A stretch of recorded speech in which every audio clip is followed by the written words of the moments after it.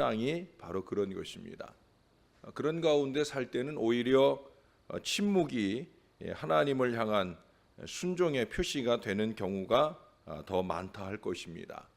그것은 동요하여 혼란하고 말을 한다는 것이 자기에게나 남에게나 한결같이 더한층 분란을 불러일으키는 때가 이르렀을 때에 차라리 침묵하는 것이 더 나은 때가 있습니다. 아니, 오히려 침묵이 정말로 값진 보물이 될 때가 더 많은 것이 저와 여러분의 인생일 것입니다. 그것은 비겁이 아니라 지혜입니다. 거룩한 침묵, 그것이 십자가가 보여주는 지혜입니다. 그렇게 예수님은 침묵 가운데 하나님의 뜻을 이루었다는 사실을 우리가 잊지 말고 살아야 되는 거예요. 잘났다고 말하는 것보다 조용히 침묵함으로 하나님의 뜻을 이루어 갈 줄 아는 믿음의 지혜가 오늘 우리에게 필요하다는 거예요. 예수님이 할 말이 없어서 말할 줄 몰라서 말하지 않은 것이 아니라 그렇게 침묵 가운데 십자가를 받는 것이 하나님의 뜻을 이루는 비결인 줄을 알기 때문에 주님은 침묵하신 것입니다. 이스라엘의 역사 속에서도 차라리 침묵을 하라고 예언자가 외쳤던 사실이 있음을 우리가 압니다. 수십만 명에 이르는 외적이 침입해 왔을 때 그때 이사야 7장 2절에 보면 왕의 마음과 그 백성의 마음이 살림이 바람에 흔들림 같이 흔들렸더라. 그야말로 풍전등화와 같은 큰 위기의 순간을 만났을 때 그때 이사야 선지자는 왕과 백성들에게 침묵하기를 명하고 있는 걸 보게 됩니다. 조용해라. 들레지 말아라. 조용해야 할 때는 조용해야 된다. 잠잠히 하나님을 바라며 하나님의 다음 명령에 귀를 기울여야 된다는 거예요. 기도하는 사람은 그래야 된다는 거예요. 우리의 너무 많은 말이 나 자신과 공동체를 시험으로 밀어넣는 실수가 너무나 많다는 거죠. 침묵의 유익을 훈련할 줄 알아야 됩니다. 우리가 하나님을 향해 더 많이 입을 열수록 사람을 향해는 더 많이 입을 닫을 수 있는 믿음의 지혜가 필요하다라고 하는 거예요. 그러나 여러분, 가만히 침묵을 지키기만 해서는 안 되는 때가 또 있습니다. 만일 사람이 가만히 있으면 돌이라도 외치게 되는 때가 있음을 예수님도 말씀하셨어요. 그것은 우상과 미신이 횡행하여 참다운 하나님의 말씀이 들리지 않게 된 때요. 또한 부정이 행하여져서 수많은 사람의 피가 흘려지게 되는 때, 그런 때 믿음의 사람들은 입을 열어야 할 것입니다. 물론 그때도 할 수만 있으면 사람을 향해 입을 열기보다는 하나님을 향해 더 많은 입술이 열려야 되는 거예요.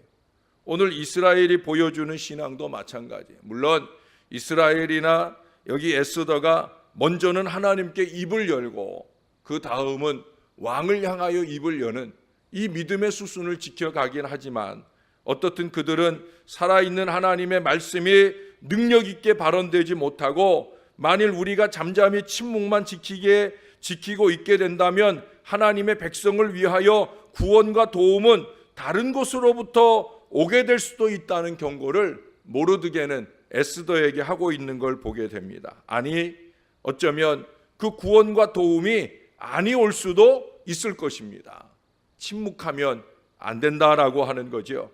우리는 자칫 잠잠해야 할 때 떠들고 말해야 할 때 입을 다무는 어리석음을 범할 때가 얼마나 많은지 모릅니다. 그것은 주위 상황만 보게 되는 것뿐이고 살아계신 하나님을 바라보지 않기 때문에 그래요. 사람을 보고 상황을 보는 사람은 때를 가리지 아니하고 말하기를 좋아하는 사람일 것입니다. 그러나 하나님을 바라보는 사람은 하나님을 향해 입을 열고 믿음의 기도를 할 줄 아는 신실한 하나님의 백성일 것입니다. 에스더는 지금 왕과 법률을 거역하고 생명을 내걸고 말하는 길을 택해요.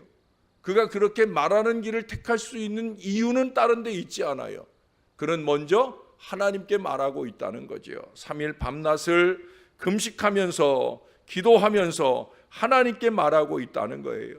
그 발언이 나를 중심한 것이 되지 않기 위하여 주위의 사람들로 하여금 금식하며 기도해 주기를 당부하고 살아계신 하나님의 말씀만 발언할 수 있기를 위하여 그렇게 믿음의 기도로 하나님께 나아가는 거예요. 기도가 이렇게 중요한 것입니다. 그것도 공동체에 합심된 중보기도가 지혜가 되고 힘이 된다는 사실을 오늘 우리들에게 보여주고 있습니다. 어쩌면 목회자는 늘 에스더 같은 결연함이 필요할 거예요. 그러나 그것만으로는 부족합니다. 바로 공동체 여러분들의 중보기도가 더해질 수 있어야 합니다. 여러분, 에스더는 연약한 한 여인이에요. 연약한 한 여인 에스더조차 일사가고 내가 죽으면 죽으리이다 하는 이 결연한 마음으로 나서게 할 정도의 이 강력한 기도의 협력이 공동체를 살리기도 한다는 사실을 알아야 합니다. 에스더가 나설 수 있었으면 우리도 나설 수 있어요. 비록 우리의 삶이 팍팍하고 어렵지만 주님이 우리를 원하시면 우리는 에스더처럼 기도의 입술을 열어 하나님께 나아갈 수 있고 나라와 교회를 구하는 믿음의 기도로 승리하게 되어질 줄로 믿습니다. 여러분, 광복의 은혜의 밑거름이 되었던 3.1운동을 기억하시죠? 3.1운동은 한 민족 전체가 그토록 염원하던 인간의 자유, 그 자유를 선언하는 운동이요, 자기 주체의 독립선언일 뿐 아니라 우리 교회와 크리스찬들이 생명을 내걸고 가담했던 국가와 민족을 위한 기념할 만한 해방운동이었습니다. 그것은 단순히 세상을 향한 외침만이 아니에요. 대한독립 만세, 우리나라 독립시켜달라 하는 결연한 의지의 표현만이 아닙니다. 그것은 차라리 민족 구원을 위한 기도 운동이었는 줄로 믿습니다.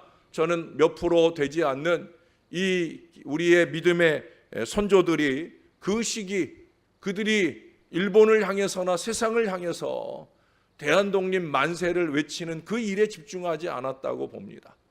또 그 외침을 외치기 전에 그들은 오늘 에스더서에 나오는 이 말씀에 근거하여 그들은 열심히 금식하고 기도하면서 그 결연한 기도 운동에 함께 했으리라고 저는 믿습니다. 왜? 오늘 우리의 신앙보다 그분들의 신앙이 더 고귀하고 순전했기에 그들은 세상을 향하여 사람을 향하여 외치기보다 먼저 하나님을 향해 외치는 믿음의 기도에 우선했을 거라는 거예요.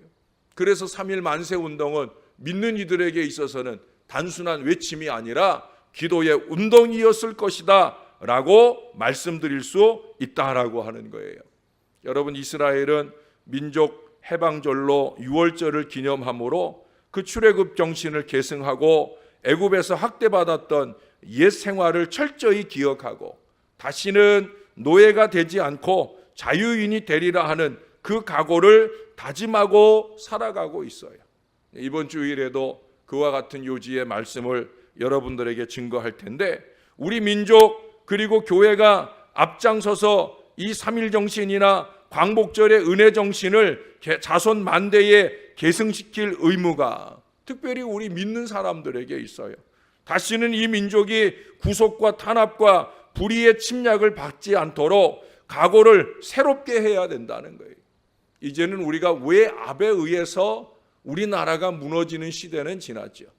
이제는 자멸할 수 있는, 공멸할 수 있는 그런 가능성만이 우리에게 남아있다 할 것입니다. 그런 우리가 이 한 주간 새벽을 깨우는 이유가 뭐겠습니까? 돌아오는 주일 광복절을 기념하고 기억하는 이유가 뭐겠습니까? 오늘 이 말씀을 통해 우리가 기도의 도전을 받아야 할 것입니다. 이 땅 이 민족이 자멸, 공멸의 어리석음을 범하지 않도록 우리가 믿음으로 깨어 기도하며 우리의 기도의 입술이 하늘 보좌를 흔들고 하나님께로부터 오는 구원을 받을 수 있는 역사를 누릴 수 있어야 된다는 거예요. 여러분, 모르드게를 비롯한 전 유대 민족이 이 멸종의 위기 앞에서 옷을 찢어요. 굵은 배를 입습니다. 죄를 무릅쓰고 성중에 나아가 대성통곡을 하여 금식하며 눈물로 부르짖어요. 어찌 보면 그것은 민족적으로도 큰 위기를 만나는 수순이 될 수 있어요. 차라리 잠잠한 것이 더 낫지 않겠느냐 생각할 수도 있어요.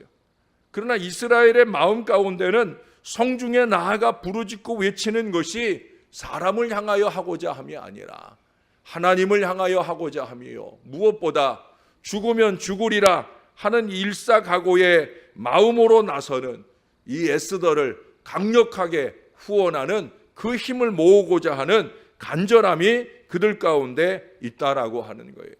바로 그런 마음이 모아질 때, 여기 에스더도 그런 얘기를 하죠. 기도를 부탁만 하고 자기는 잠잠히 있겠다는 게 아니죠. 자기도 하나님 앞에 매달리고 기도하겠다는 거예요. 그리고 하나님의 지혜를 따라, 하나님의 담대함을 따라 그는 죽을 각오를 하고 왕에게 나아가겠다는 거예요. 황후는 감히 왕이 그 왕의 그 정치를 펼쳐 나갈 때 나서서 잘못 말했다가 그 말하는 것 자체가 그것이 규례를 어김이 되고 그로 말미암아 죽게 될 위기를 얼마든지 만날 수 있는 거예요. 그러나 죽으면 죽겠다는 거예요. 하나님 앞에 기도하고 기도의 감동을 따라 하나님께서 그 말을 하게 함으로 하늘 뜻을 이루어가는 민족 위기의 극복을 열어가는 소망의 역사에 쓰임받겠다라고 하는 마음입니다. 사랑하는 여러분, 우리나라와 민족의 어려움이 심하면 심할수록 우리 믿는 사람들의 일사각오의 기도와 행동이 더욱더 적극적으로 요구된다는 사실을 우리는 잊지 말아야 합니다. 오늘의 국가 민족의 어려움 앞에, 그리고 앞으로의 국가 민족의 밝은 장래를 위해서 우리 모두가 다 하나님 앞에 간절히 기도해야 합니다. 사람 에스더의 기도 요청에, 부족한 김명준 목사의 기도 부탁에도 여러분들이 눈물로 금식으로 함께 하실진데 하물며 하나님께서 요청하시는 기도 동역에 힘을 더하는 것은 너무나 당연한 일일 거예요. 사랑하는 여러분, 기도해야 될 때인 줄로 믿습니다. 기도의 입술을 열어야 된다는 거예요. 지금 철부지 북한 때문에 그 위기감이 고조되고 있잖아요. 그 어느 때보다 기도가 필요한 때라는 걸 그야말로 삼척 신자도 다 알고 있지 않습니까?